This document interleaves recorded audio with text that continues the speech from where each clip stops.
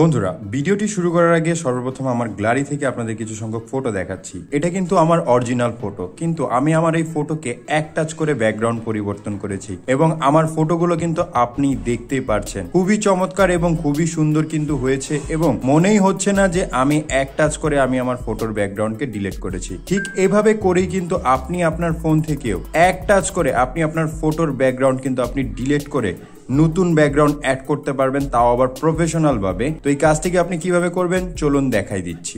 বন্ধুরা ভিডিওটি ভালো লাগলে অবশ্যই এখানে লাইক অপশন দেখতে পারবেন, এখানে জাস্ট আপনারা ভিডিওটিকে লাইক করে দিবেন এবং বন্ধুরা আমাদের নতুন ভিডিও পেতে আমাদের এই চ্যানেলটিকে সাবস্ক্রাইব করবেন। সাবস্ক্রাইব করার পর এখানে দেখতে পারবেন নোটিফিকেশন বেল আইকনটি শো হবে, এটাকে জাস্ট অল করে দিবেন। অল করে দেওয়ার পর নিচে দেখতে পারবেন কমেন্ট, এখানে জাস্ট আপনারা নাইস লিখে কমেন্ট করে দিবেন।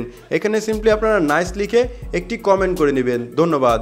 যে কোনো ছবি থেকে ব্যাকগ্রাউন্ডকে রিমুভ করার জন্য সর্বপ্রথম আপনাদের ছোট্ট একটি অ্যাপ্লিকেশনের হেল্প নিতে হবে। অ্যাপটি কিভাবে ডাউনলোড করতে একটু পরে আমি আপনাদের দেখাই দিব। অ্যাপ্লিকেশনটি প্রথমবার ওপেন করলে এরকম একটি ইন্টারফেস আপনারা দেখতে পারবেন। আপনারা জাস্ট সিম্পলি কি করবেন, এডিট ফটো নামের একটি অপশন পেয়ে যাবেন, এটার উপর ক্লিক করবেন। দেন এখান থেকে আপনাদের একটি নর্মাল ছবি নিতে হবে। ধরুন এখান থেকে জাস্ট আমি নর্মাল এই ফটোটিকে সিলেক্ট করে নিলাম। ফটোটি সিলেক্ট করার পর একটু নিচের দিকে আসবেন এবং এখান থেকে আপনি অসংখ্য অপশন দেখতে পারবেন। জাস্ট সিম্পলি আপনারা এআই ব্যাকগ্রাউন্ডের উপর ক্লিক করে নেবেন। বন্ধুরা যখনই আপনি এআই ব্যাকগ্রাউন্ডের উপর ক্লিক করবেন দেখতে পারবেন আপনাদের ছবিটি কিন্তু এখান থেকে অটোমেটিকলি এডিট হয়ে যাবে। তো আপনি যদি চান এরকম ব্যাকগ্রাউন্ডকে রাখতে তাহলে রাখতে পারবেন, এবং আপনি যদি চান যে না আমি আমার ফটোর ব্যাকগ্রাউন্ডকে পরিবর্তন করে দেখতে চাই তাহলে একটু নিচের দিকে আসবেন, দেখতে পারবেন এখানে সাবওয়ে। আপনি যদি এটার উপর ক্লিক করেন তাহলে ব্যাকগ্রাউন্ডে কিন্তু এখান থেকে সাবওয়ে স্টেশন যেটা আছে সেটা কিন্তু পরিবর্তন হয়ে যাচ্ছে। তো এখানে অসংখ্য ব্যাকগ্রাউন্ড আপনারা নিচে দেখতে পারবেন, যেটা আপনার পছন্দ হবে সেটার উপরই জাস্ট একবার ক্লিক করবেন, দেখতে পারবেন আপনার ফটোর যে ব্যাকগ্রাউন্ড আছে সেটা পরিবর্তন হয়ে যাবে। দেন উপর থেকে পেয়ে যাবেন সেভ অপশন, আপনি সেভে ক্লিক করে নেবেন। সেভে যখনই ক্লিক করবেন এই ফটোটি কিন্তু আপনাদের গ্যালারিতে সেভ হয়ে যাবে